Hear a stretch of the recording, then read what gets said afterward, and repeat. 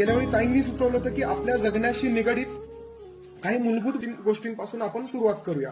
तर त्याला अनुसरून काही गोष्टी आपण आपल्या गटात असणाऱ्या काही लोकांनी केल्या.